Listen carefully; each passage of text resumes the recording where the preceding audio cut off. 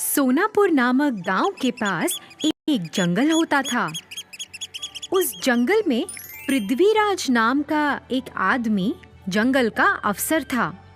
वह अपने परिवार के साथ जंगल में एक खूबसूरत बंगले में रहता था। हर रोज पृथ्वीराज अपने काम पर चला जाता। सोनापुर नामक गांव के पास एक जंगल होता था। उस जंगल में पृथ्वीराज नाम का एक आदमी जंगल का अफसर था। वह अपने परिवार के साथ जंगल में एक खूबसूरत बंगले में रहता था।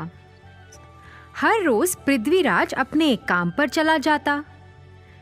पृथ्वीराज की पत्नी पायल एक खेल क्षेत्र चलाती थी। वह उस खेल क्षेत्र में 3 घंटा काम करती थी। एक बेटा था अर्जुन। वह हर दिन स्कूल जाता था और फिर स्कूल के बाद घर वापस आकर वो भी बाकी बच्चों के साथ खेल क्षेत्र में खेलता था। खेल क्षेत्र के पीछे पृथ्वी और पायल ने एक छोटा सा खूबसूरत लकड़ी का घर पेड़ पर बनाया। वह उसे अर्जुन को उसके 9वें जन्मदिन पर उपहार के रूप में देना चाहते थे। उन्होंने उस घर में खूब सारे खिलौने रखे। फिर जैसे ही एक दिन अर्जुन अपने स्कूल से घर आया, उसके माता पिता ने उसकी आंखों पर पट्टी बांध दी और उसे उस पेड़ के पास ले गए।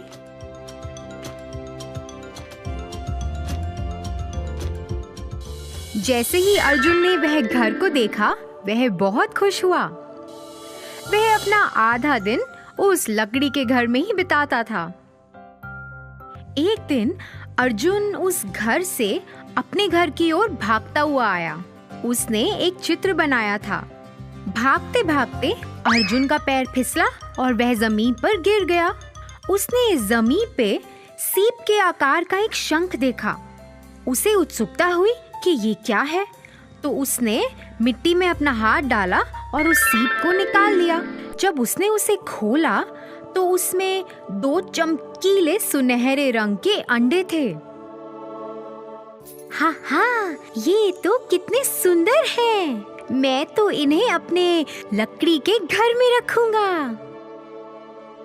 अर्जुन उन अंडों को लेकर अपने लकड़ी के घर में चला गया।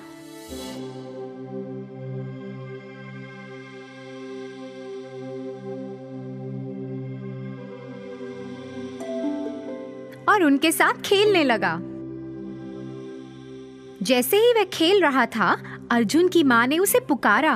अर्जुन घबरा गया कि कहीं उसकी माँ को पता ना चल जाए और वो उसे डांटे ना। उसने फटाफट से उन अंडों को एक कपड़े के अंदर छुपा दिया और वहां से नीचे चला गया।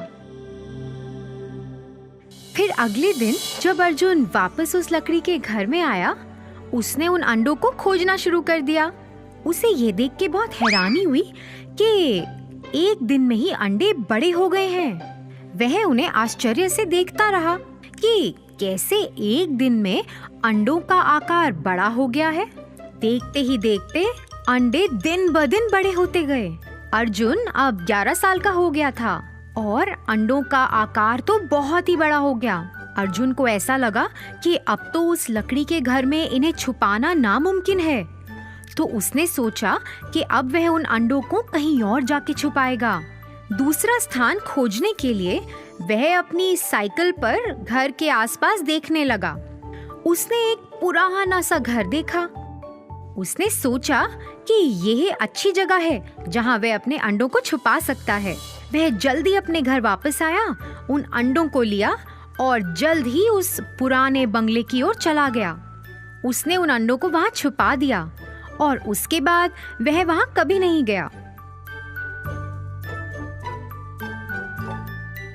उसे तो उस घर से डर लगता था क्योंकि वह भयानक था। ऐसे ही कुछ साल बीतते गए। अर्जुन के 18वें जन्मदिन पर अर्जुन हिमेश को अपने साथ उस पुराने बंगले में चला गया। जैसे ही उन्होंने घर का दरवाजा खोला, दोनों आश्चर्यचकित रह गए। अंडे तो उनसे भी बड़े हो गए। ये क्या था? इतने बड़े कैसे हो गए अंडे? क्या ये सचमुच के सुनहरे अंडे थे? उनके दिमाग में ऐसे ख्याल आने लगे। दोनों ने तय किया कि वह अंडों का राज जानेंगे। इसीलिए वह पुस्तकालय में चले गए और कुछ किताबें पढ़ने लगे, जिससे उन्हें अंडों का ज्ञान हो। पढ़ते पढ़ते अर्जुन को कुछ प्राप्त हुआ। अर्जुन ने यह पढ़ के हिमेश को सुनाया कि ये सुनहरे अंडे तो बहुत खास हैं। ये शुरू में तो बहुत छोटे होते हैं और सीप के आकार के शंख के अंदर होते हैं, मगर जैसे ही इन्हें कोई छूता है और उस शंख से बाहर निकालता है, धीरे धीरे ये बहुत बड़े होने लगते हैं। जो भी इन अंडों को सबसे पहले छूता है वो इन अंडों का मालिक बन जाता है। ये जादुई अंडे हैं। इन अंडों में इतनी ताकत है कि ये किसी को भी दूसरी दुनिया में लेकर जा सकते हैं। ऐसा करने के लिए अंडों के मालिक को अपनी पहली उंगली अंडों पर रखनी है। एक बार में सिर्फ 2 लोग ही जा सकते हैं। ऐसा करने के लिए जैसे ही वह उस अंडे के अंदर जाएंगे, वह अपनी इच्छा प्रकट कर सकते हैं और अंडे उनकी इच्छा कबूल कर लेंगे। अरे वाह, ये तो कितनी अच्छी बात है। अर्जुन और हिमेश वापस उस पुराने घर में गए।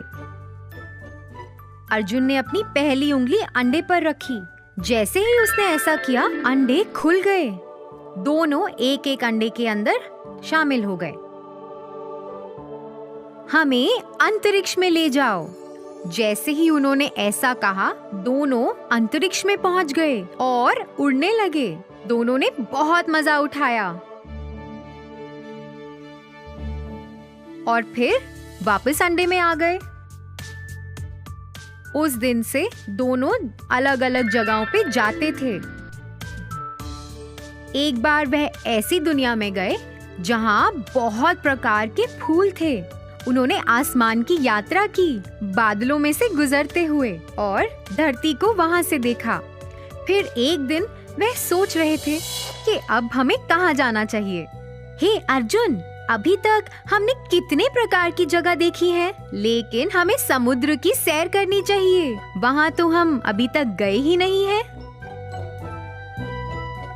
हाँ, लेकिन वहाँ हम ज्यादा देर तक रह नहीं सकते। हाँ, तो इसीलिए हमें वहाँ तैरना होगा। फिर हम समुद्र के अंदर की दुनिया को देख सकते हैं। प्यारे अंडे, हमें समुद्र के अंदर ले चलो। जैसे ही उन्होंने अपनी इच्छा प्रकट की, उन्होंने खुद को समुद्र तल पर पाया। वह इधर उधर देखने लगे। समुद्र में भिन्न भिन्न प्रकार की मछलियाँ थीं, फूल पौधे थे और कई अलग अलग तरह के जीव थे। वह तो समुद्र के अंदर की दुनिया को देखकर हैरान रह गए थे। बस वो तो उस जगह का लुत्फ उठा ही रहे थे कि अचानक उन्होंने अपनी ओर आते हुए एक बड़ी मछली को देखा। हे अर्जुन, देखो वो कितनी बड़ी मछली है। हे भगवान, ये तो बहुत भयानक लग रही है। अरे ये कुछ नहीं खाएगी, ये तो सब जादू है। अरे नहीं बाबा, देखो वो हमारी ओर आ रही है। अरे हमें यहाँ से भागना चाहिए। दोनों आखिरकार चिल्लाए।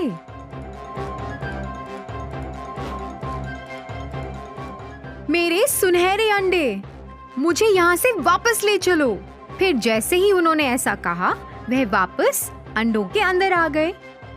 उन्हें फिर एहसास हुआ कि जादू का तो इस्तेमाल करना उन्हें आ गया है, लेकिन उस जादू की मदद से उन्हें कहाँ कहाँ जाना है, इसकी उन्हें अभी तक खबर नहीं है।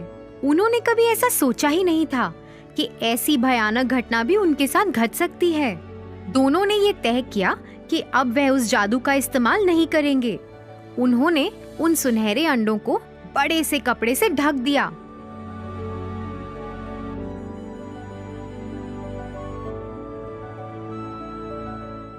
उन्होंने दरवाजे को भी अच्छे से बंद कर दिया ताकि कोई और भी उस घर में ना जा सके। इसके बाद वह दोनों उस घर में मुड़कर कभी वापस नहीं लौटे। तो बच्चों, इस कहानी से हमें ये सीख मिलती है कि हमें अपनी सीमा से बाहर जाकर कुछ भी नहीं करना चाहिए, नहीं तो हमें मुसीबतों का सामना करना पड़ सकता है।